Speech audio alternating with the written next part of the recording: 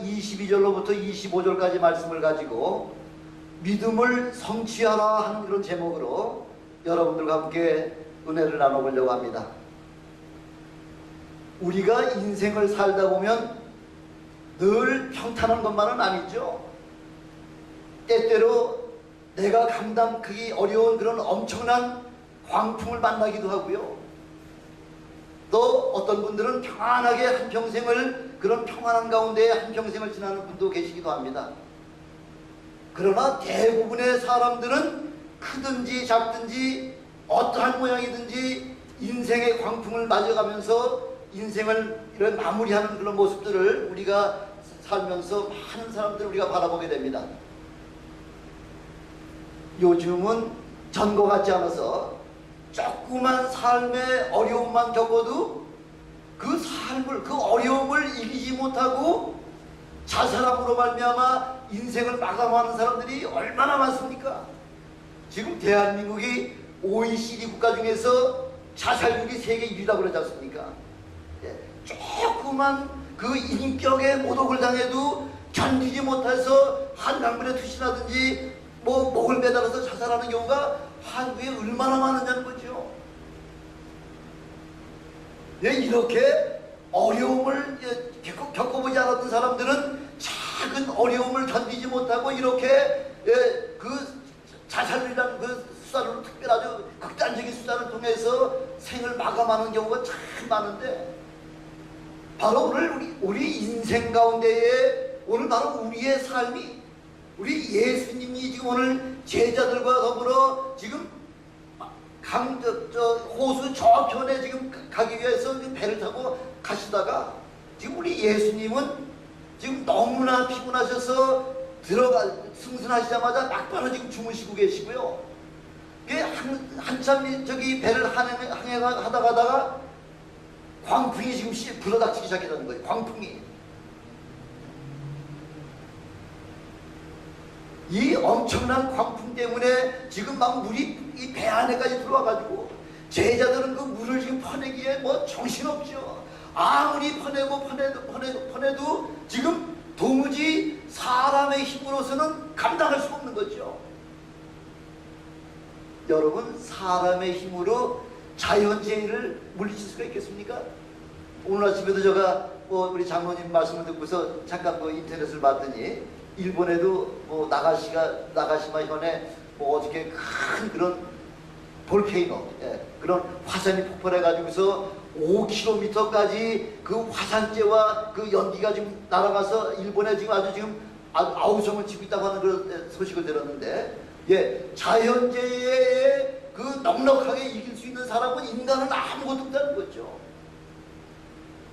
점점 광풍이 불어와서 지금 아무리 물을 퍼낸다고 하더라도 이제는 배가 가라앉게 생겼기 때문에, 그래서 제자들은 아주 사생결투하면서 그렇게 자신의 모든 것을 다 그렇게 열심으로 수고했지만은 도저히 그 물을 해결할 수가 없고, 죽음 앞에서 지금 자기 스스로 할 방법이 없기 때문에 이제는 주무시고 계시는 예수님을 깨운 거죠. 아마 제자들 생각에는 주무시는 그 예수님이 얼마나 야속했겠습니까? 근데 이런 광풍 속에서도 우리 예수님이 깨지 아니하시고 주무신다 하는 것을 바라보면요, 우리 주님이 그 사역이 얼마나 힘들고 얼마나 피곤하신 것을 우리는 열심히 할 수 있지 않습니까? 새벽 미명부터 일어나서 기도하시고요, 밤이 맞도록 기도하시면서 여러 몰려오는 사람들의 환자들을 다 고쳐주시고 저들의 모든 필요를 채워주시는 우리 주님의 그 사역을 바라보면서 그 광풍 속에서도 깨지 아니하시고 주무시는 우리 주님의 그 모습을 보면은 참으로 우리의 마음이 오히려 안타까울 만큼 이렇게 주님이 엄청나게 어려운 사역을 지금 감당하고 계시잖아요. 그래서 마침내는 예수님을 깨우며 주여 우리가 지금 죽게 됐습니다 하고서 주님을 지금 깨우고 있는 장면이 있죠.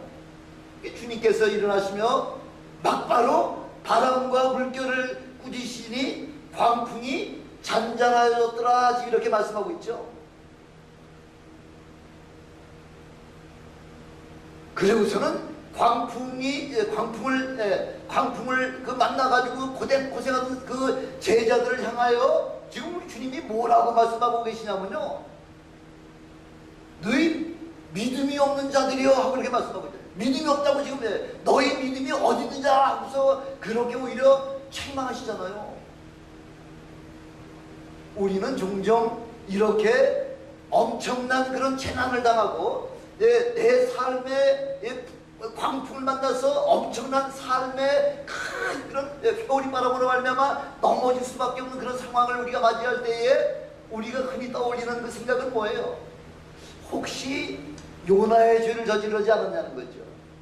하나님께서 명령하신 그 명령의 말씀을 내 생각대로다가, 그 하나님의 말씀은 그 니느웨에 가서 복음을 증거하라고 하는 그 말씀이 내 마음에 안 맞기 때문에 다시스로 가는 그런 배를 타해서 지금 요나가 하나님을 거역해서 다시스로 가는 그 요나의 죄를 저지르지 않았느냐? 아니면은 혹시 당신 하나님 앞에 뭐 회개하지 않고 그런 죄 저지른 거 있지 않습니까? 하면서 이렇게 사람을 향해서, 그렇게 재난을 당한 사람을 향해서 오히려 티징을 하는 그런 경우가 우리 주위에 얼마나 많으냐는 거죠. 아니라는 거죠. 왜냐하면은 그 풍랑 속에 있는 그 제자들은 그 제자들의 잘못이 아니라 그 풍랑을 맞은 그 배 안에는 누구도 함께 계신 거예요. 예수님도 함께 계시잖아요. 예수님이 무슨 그런 뭐 징계를 받고 그런 죄를 회개하지 못한 그런 죄가 어디다 말씀입니까? 우리의 잘못이나 이런 것 때문에 우리가 지금 재난을 맞고 어떤 심한 그런 풍랑으로 말미암아 광풍에 의해 가지고서 우리가 어려움을 당하시는 것이 아니라, 오늘 이 본문 말씀을 통해서 우리 하나님께서는 첫 번째 믿음을 통해서, 이런 사건을 통해서 하나님을 체험하게 하라, 하나님을 체험하게 할 수 있도록 이렇게 하나님께서 이런 기회를 만들어 놓으셨다는 거죠.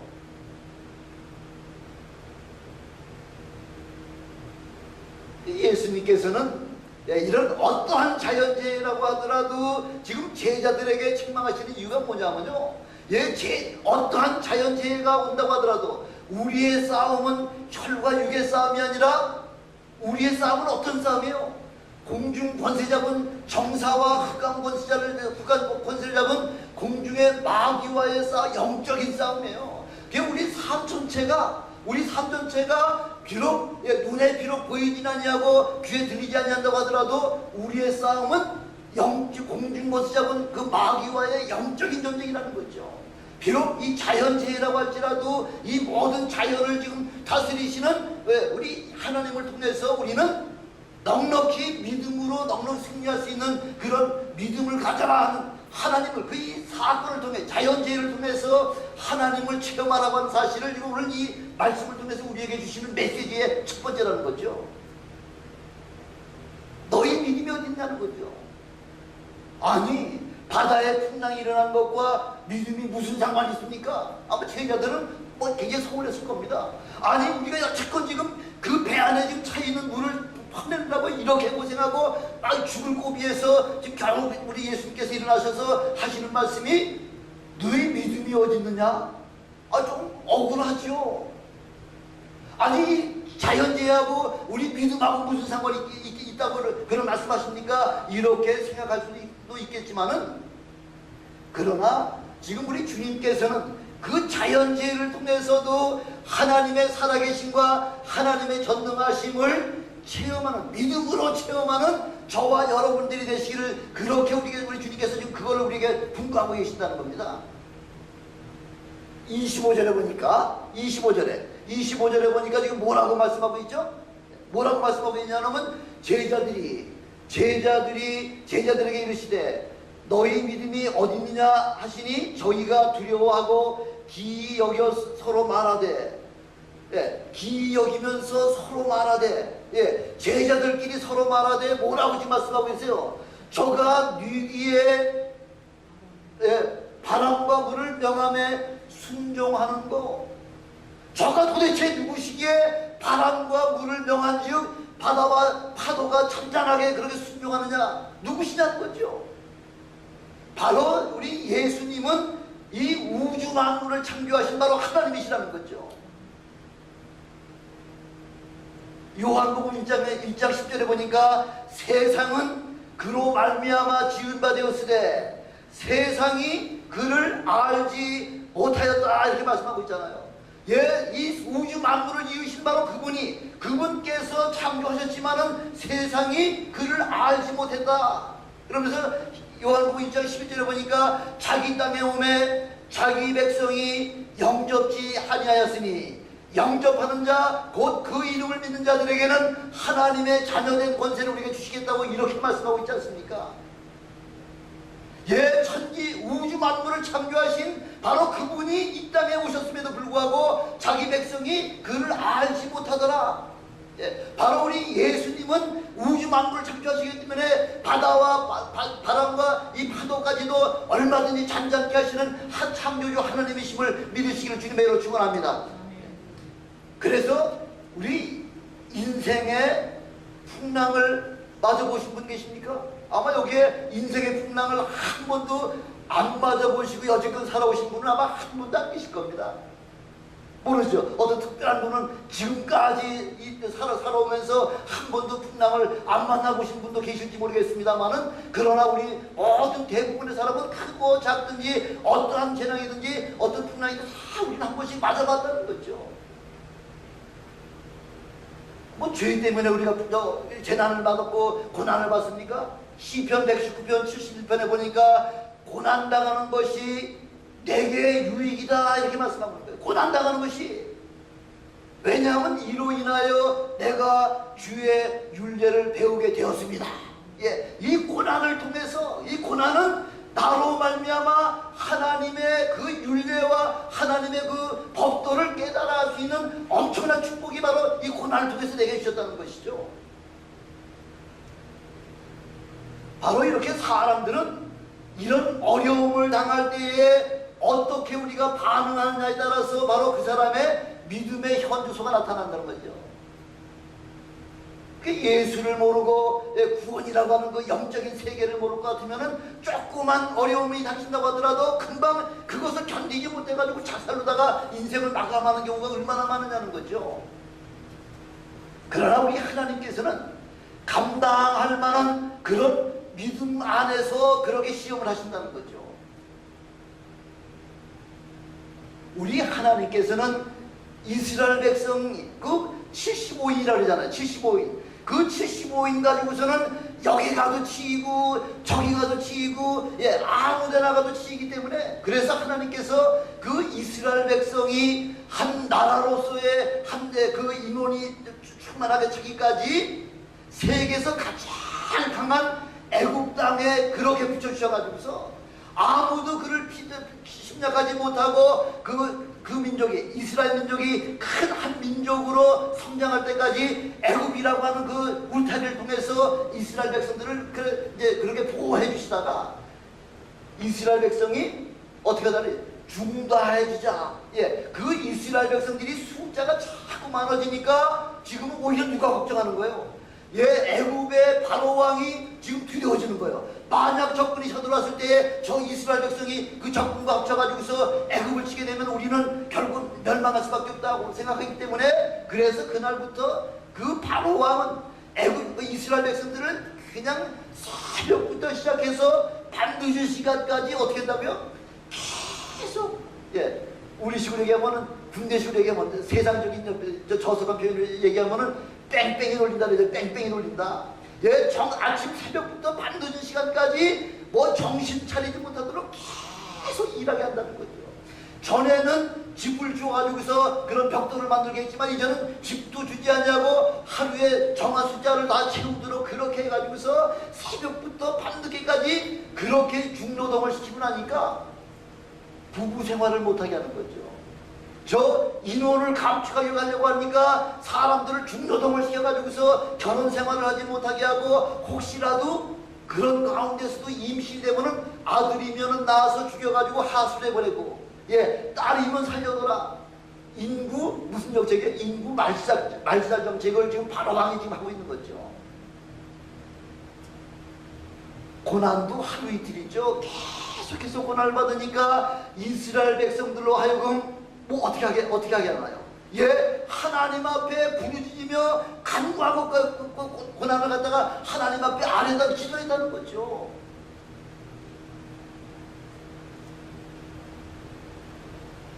출애굽기 3장 7절 8절 보니까 여호와께서 가라사대 내가 애굽에 있는 내 백성의 고통을 정령히 보았다는 거예요. 봤다는 거예요. 내 백성이 고통받는 거 다 우리 주님이 보셨다는 거예요. 그리고 그들의 간역자로 인하여 부르짖음을 들었다는 거예요. 기도 소리를 들으셨다는 거예요. 그리고 저들의 우고를 내가 알았다. 이렇게 우리 주님께서 말씀하시잖아요. 하나님께서는 이스라엘 백성들의 하는 모든 것을 다 보시고 들으시고 다 알고 계시는 하나님이세요. 그래서 출애굽기 3장 8절에 보니까 내가 내려가서 내려가시겠다는 거. 우리 하나님께서 내가 친히 그 애굽에 내려가서 그들을 애굽인의 손에서 건져내시겠다는 거예요. 건져내시고 그리고 그들을 그 땅에서 인도하여 아름답고 광대한 땅 젖과 꿀이 흐르는 땅에 인도해 주시겠다 이렇게 말씀하고 계시는 거죠. 이게 바로 하나님의 계획이라는 거죠. 근데 그 애굽 땅에서 편안하게 살게 되면은 여기가 좋사오니 여기 나 괴롭히지 말고 나 그냥 애굽 땅에서 종로로 타면서 그냥 편안하게 내 몸이나 편안하게 살겠습니다. 이렇게밖에 그렇게 되면 영원한 종로로밖에 되지 못하는 거예요. 그래서 우리 하나님께서는 그 한 나라로서의 그 인원이 백성이 될 만한 그 규모가 될 때에 바로 왕의 마음을 급하게 만들어 가지고 그래서 계속 중노동을 시키니까 이스라엘 백성들이 그 고난에 견디질 못해가지고 하나님 앞에 비로소 하나님이여 나를 이 애굽 땅에서 구원해 주시옵소서 하고 이렇게 기도하도록 만드셔서 그래서 우리 하나님이 보시고 들으시고 인도해 내시는 지금 장면이에요. 우리 하나님은 이 성경 안에만 계시는 성경 안에만 계시는 로고스의 하나님, 관념적인 하나님이 아니라는 거죠. 그냥 이 말씀 속에서만 있는 하나님이 아니라 어떤 하나님이냐면 우리 하나님은 살아서 저와 여러분들의 삶을 움직이고요. 살아 역사하시는 그런 하나님, 살아계신 하나님, 레마의 하나님으로 그렇게 변화시켜 주시기 위하여 그런 하나님을 우리 하나님은 저와 여러분에게 체험하게 하시려고 하나님이 이 땅은 있고 이 땅은 없는 그런 하나님이 아니잖아요. 그 하나님을 내가 내 삶 속에서 체험할 때에 비로소 그렇구나 하나님은 살아계시구나 하는 것을 알아야지만 그러니까 하나님 앞에 승복하게 되는 거죠.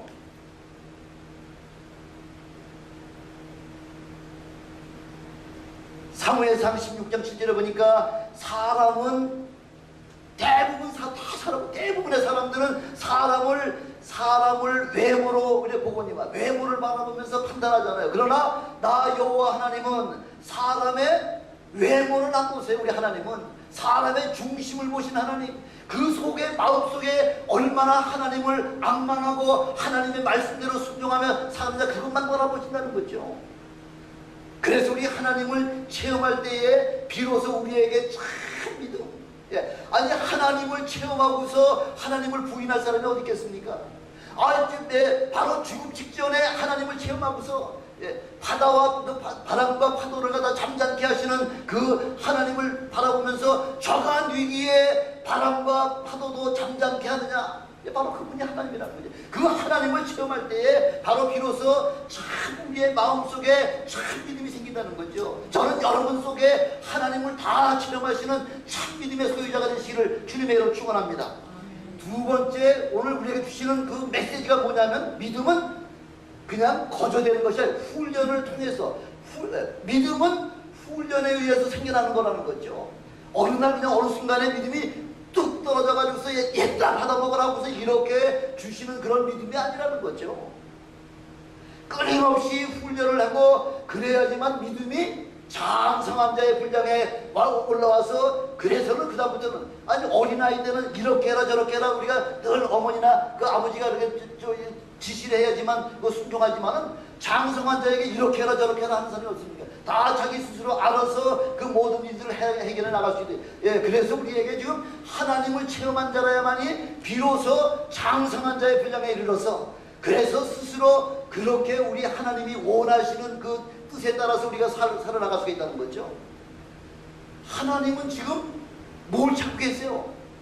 예, 지금 하나님은 지금 이 시간에도 사람을 찾고 계신다는 거죠. 사람을. 추수할 지금 곡식이 들판에 이렇게 다 익어가지고 지금 다 쓰러져 있는데 추수할 일꾼이 없다고 우리 주님이 한탄하고 계시잖아요. 이미 싹도 다 우리 주님이 다 주셨다는 거예요. 예, 걷어들일 싹을 우리 주님께서 핏값을 주고 이미 다 지불하셨잖아요. 이제는 여러분들 나가서 그냥 주워 오기만 하면 되는 거예요. 걷어 오기만 하면 되는 거예요. 그런 전도의 추수꾼이 되시기를 주님의 이름으로 축원합니다. 예, 그래서 우리 믿음의 사람들은요, 믿음의 사람들은 뭐 다른 사람 볼 거 없잖아요. 그 믿음이 그냥 뚝 떨어지는 게 아니라 우리 믿음의 조상 하면 누구죠? 아브라함이잖아요. 아브라함도 하나님 앞에 믿음의 조상이잖아요. 믿음의 조상. 아니 믿음의 최초 시조가 누구냐면 아브라함이잖아요. 그 아브라함도 하나님께서 아브라함을 갈대아 우르에서 부르셔서 하나님 앞에 쓰임받는 일꾼이 되기까지 대략 얼마나 걸렸다고요? 예, 대략 얼마나 걸려가 훈련을 시켜가지고서 사람 노릇하게 했을까요?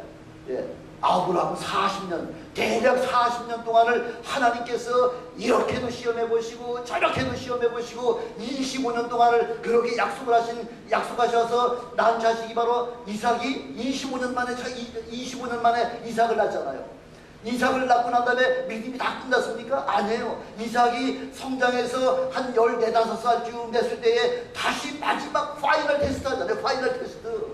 파이널 테스트에서 예, 아브라함이 내 복자 아들 이삭을 저 3일길에 가서 모리아산에 가서 나를 위하여 번제를 드려라. 예, 목을 자르고 각을 떠가지고 하나님 앞에 불 태워가지고 제사 지내려 할 때에 아브라함은 아무 소리 하지 않냐고 그 모리아산까지 데리고 가가지고요. 꽁꽁 묶어가지고서 칼로 내려치려고 할 때에 아브라함아 이제야말로 내가 나를 믿는 줄, 내가 참 너의 믿음이 진짜의 믿음인지 내가 이제 알았다는 거예요. 40년을 테스트하고 여러 가지 훈련을 시켜가지고서 겨우 믿음의 조상 하나 만들어 놓은 거예요. 그렇게 대충 해가지고서 나 뭐 성경 한 20독 했어. 성경 20독 한 거 가지고도 안 되는 거예요. 예, 위험한 순간을 우리가 맞이할 때에 그때 그 고난을 통해서 우리의 믿음이 어떻게 반응하느냐에 따라서 믿음이 좋으냐 나쁘냐는 그때 가서 판단이 된다는 거죠. 그 아브라함이요, 그렇게 좋은 그 아브라함 믿음이 뭐예요? 어떤 믿음이에요? 예, 아브라함 믿음도 별거 아니에요.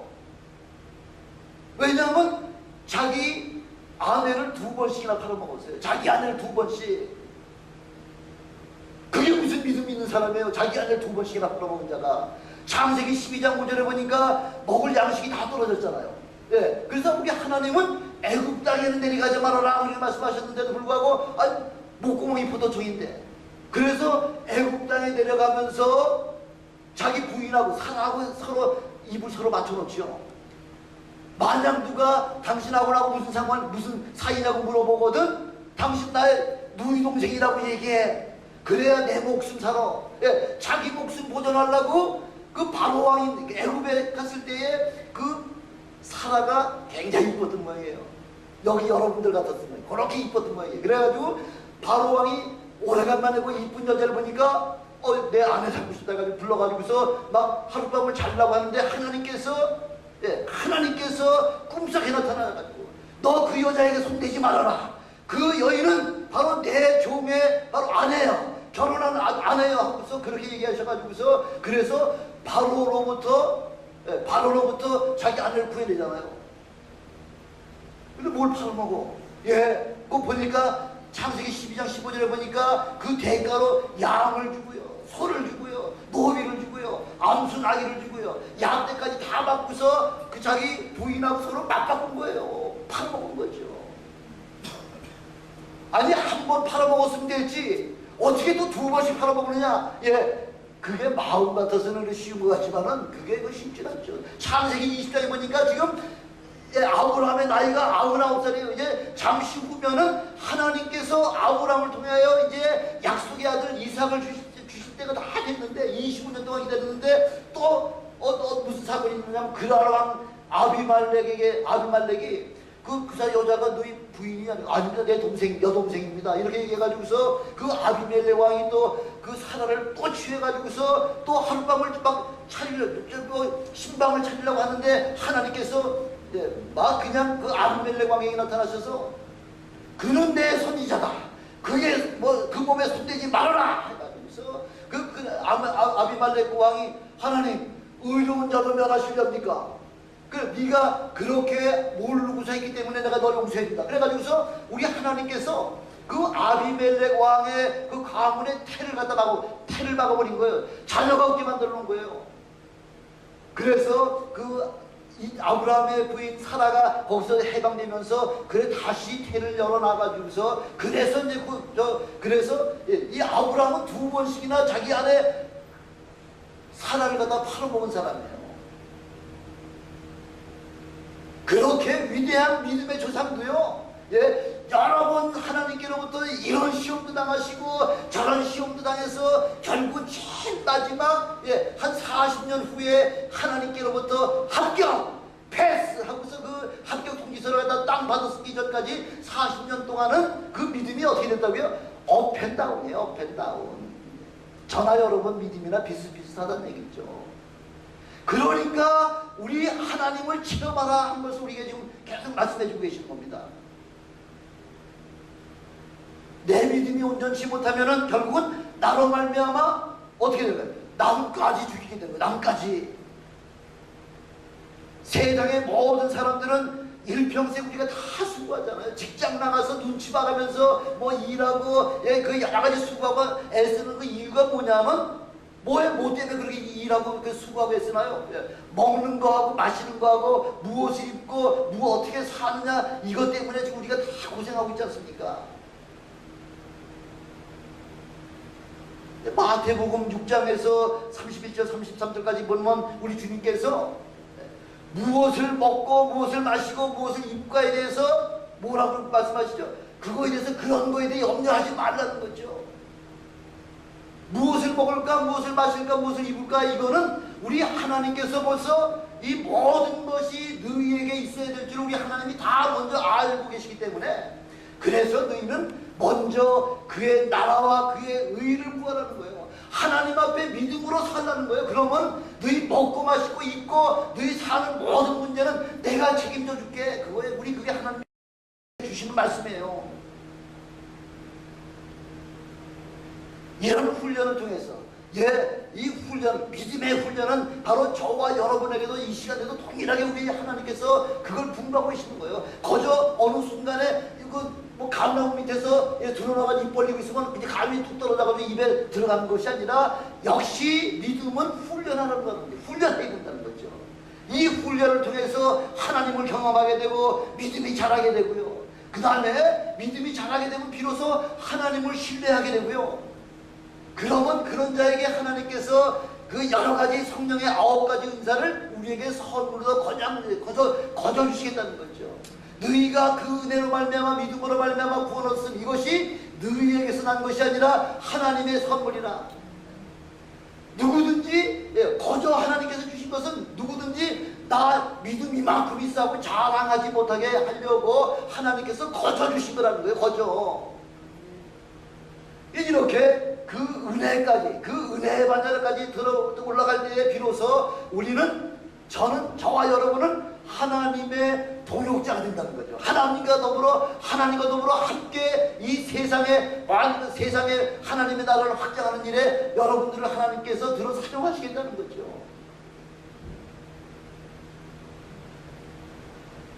우리 믿음의 연단은요.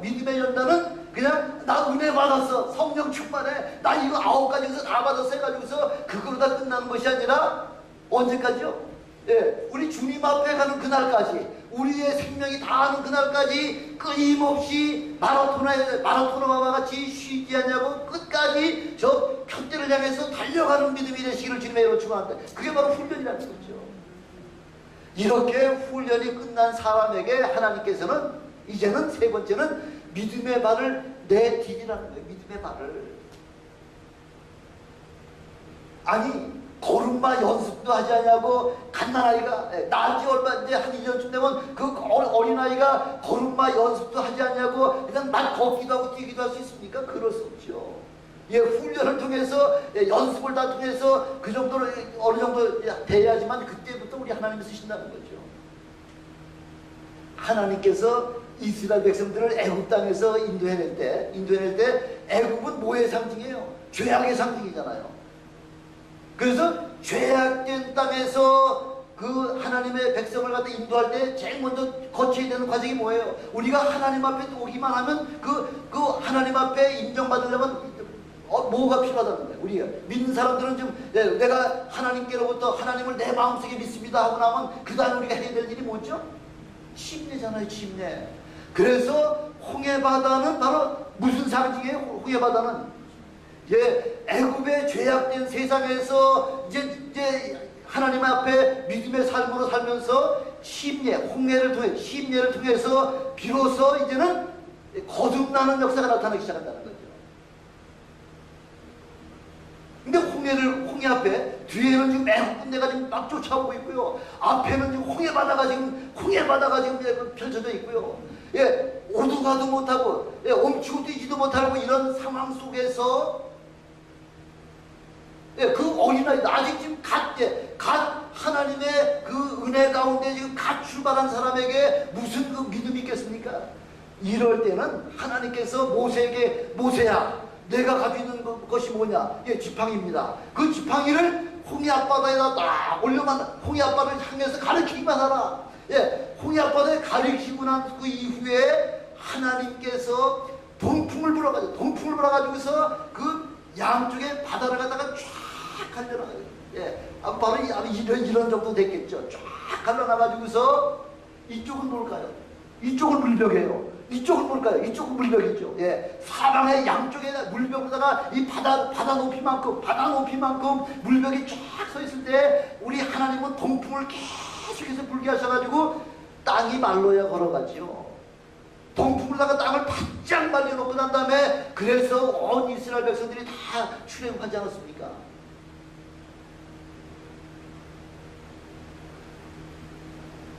그럼 이제 홍해바다를 건너갔으면 다 이제 믿음이 다 끝난 거예요. 이제 갓 태어난 어린아이와 마찬가지인 그 이스라엘 백성들에게 하나님께서는 어떻게 하셨나요? 그 다음에 그 과정이 뭐예요? 막 이제 홍해바다를 통해서 지금 젖과 꿀이 흐르는 가나안 땅에 가기 위해서 이제 이쪽 바다로다가 물가로다 이제 인도해낸 그 이스라엘 백성은 그때부터는 광야 40년 동안 뭘 했나요? 훈련을 시킨 거죠. 그 제일 우리 주님의 마지막 관문이 뭐냐면요. 홍해바다를 통과한 것이 마지막 관문이 아니라 그 다음에 또 관문이 또 있잖아요. 무슨 관문이에요? 요단강을 건너야 돼요. 요단강을. 홍해바다는 하나님께서 모세를 통하여 그 지팡이를 홍해바다 앞에 이렇게 앞으로다가 뻗기만 하면 그 다음에 그 뒷일은 우리 하나님께서 계속 동풍을 불어가지고서 바다를 가르쳐 놓으셨지만은 이제 요단강에서는 상황이 달라진 거예요. 40년 동안 광야에서 훈련을 받은 사람들이 이제는 어느 정도 장성한 자의 믿음에 올라간 그 이스라엘 백성들을 향해서는 뭐라고 지금 분부하고 계시냐면요. 내 발을 뭐 어떻게 하라는 거예요? 앞으로 내밀라는 거예요. 내밀라는 얘기는 뭐예요? 요단강에다가 네 발을 뒤로 놓으라는 거예요. 아주 막무가내로다가 요단강에다가 네 막발을 들어가라는 거예요. 여호수아 3장 15절에 보니까 요단강이 모맥을 보리를 수확하는 그 모맥을 거두는 시기에는 항상 언덕까지 찰찰 오가 흘러가졌다니 막쳐 넘칠 정도다. 그렇게 요단강 물이 아주 꽉 그렇게 아주 가득 찼다는 거예요. 다른 얘기를 얘기하면은 요단강은 그냥 내가 조그만 내가 이날 발 걷어가지고서 내가 건너가는 내가가 아니라는 거예요. 모맥을 거두시기에는 언덕까지 물이 차고 넘칠 정도로 물이 가득한 거기에 우리 주님은 저와 여러분에게 뭘 말씀하고 있냐?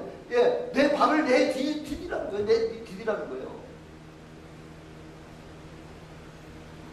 아이고 무서워서 못해. 아이고 저 홍해 가도 홍해에서 그 홍해 바다를 갈라듯이 한번 이거 한번 저 요단강도 한번 갈라봐. 갈르면 내가 건너갈게. 그거 아니에요. 이제는 믿음이 장성한 40년간 광야 그 훈련학교에서 훈련받은 그 믿음의 사람들은 이제는 내 발을 내밀어 집어넣으라는 거예요. 그 요단강에 집어넣으라는 거죠.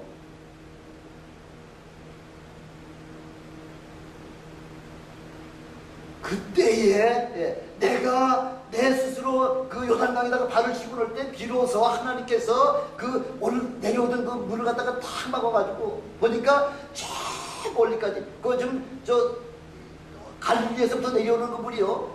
사람이 제사장이 그 궤를 메고서 요단강에 딱 발을 담그는 순간에 물이 딱 막히면서 그 다음부터 저 멀리까지 물이 또 넘어오질 못하니까 그게 막 물이 막 넘쳤다 이렇게 그 밑으로 다가는 저 바다로 다 빠져나간 물이 깨끗하게 비어있죠. 그래서 12지파가 다 건너가지 않았습니까? 바로 믿음의 발을 바로 믿음의 사람은 바로 막바로 행동하는 그런 삶을 살 때에 우리 하나님이 그때 역사하신다는 거죠.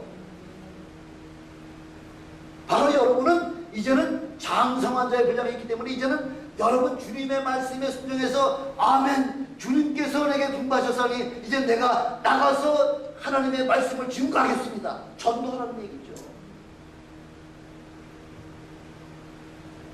네 번째 믿음을 성취하려면요. 마태복음 6장 24절에 보니까 너희가 하나님과 재물을 겸하여 섬기지 말아라. 하나님과 재물을 겸하여 섬기지 말아라. 두 주인 섬기지 말라는 거죠. 한 주인만 섬기라는 거죠. 누구만? 바로 우리 하나님만 섬기라는 거예요.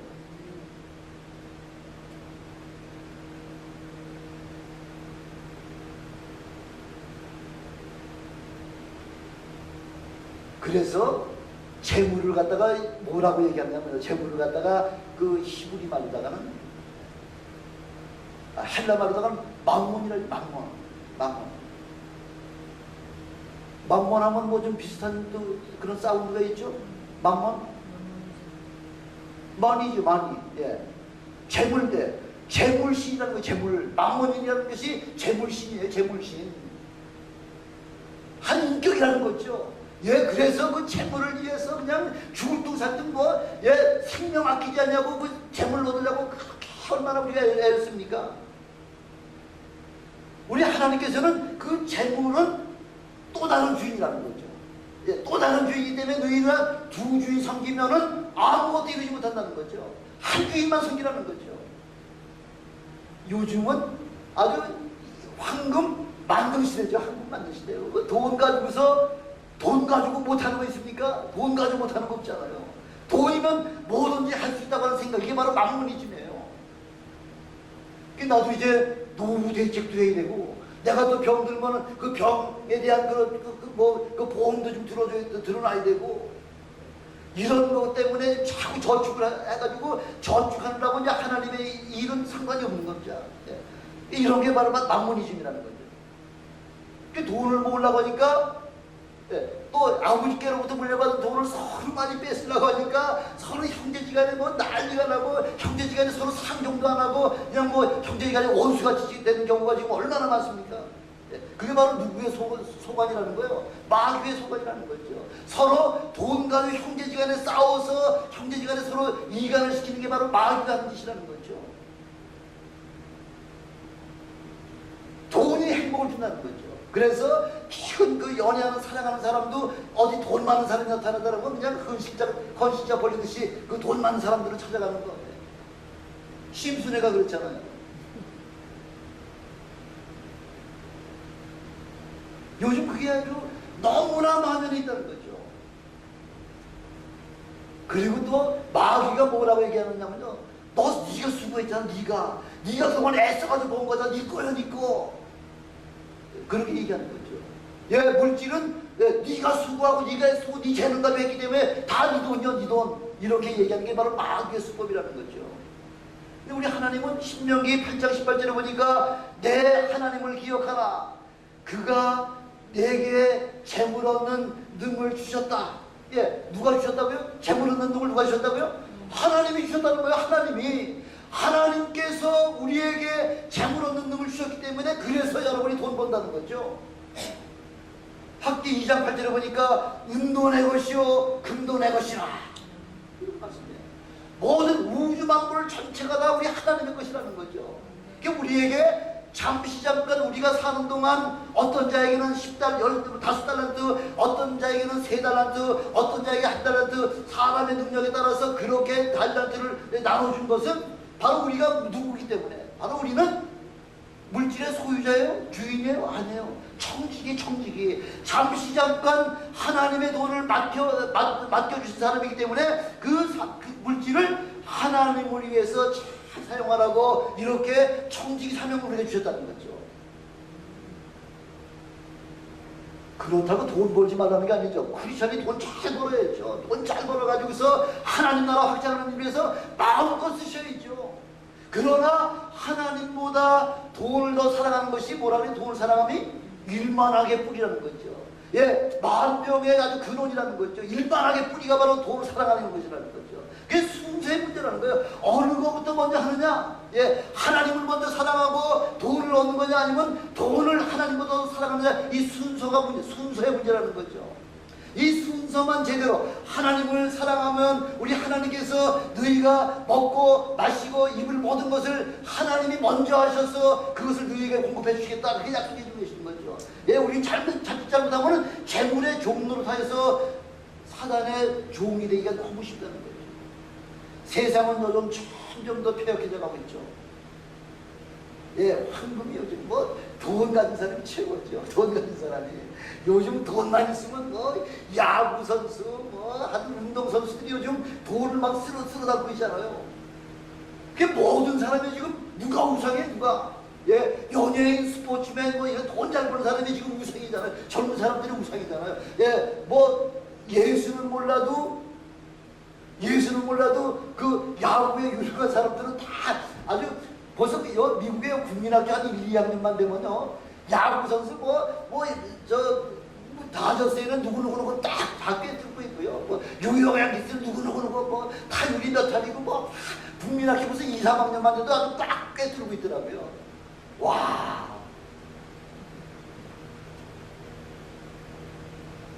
예, 모든 지금 젊은이나 어린아이나 할 것 없이 지금 그 돈의 그 우상을 향해서 얼마나 지금 세상이 타락해 가고 있냐는 것이죠.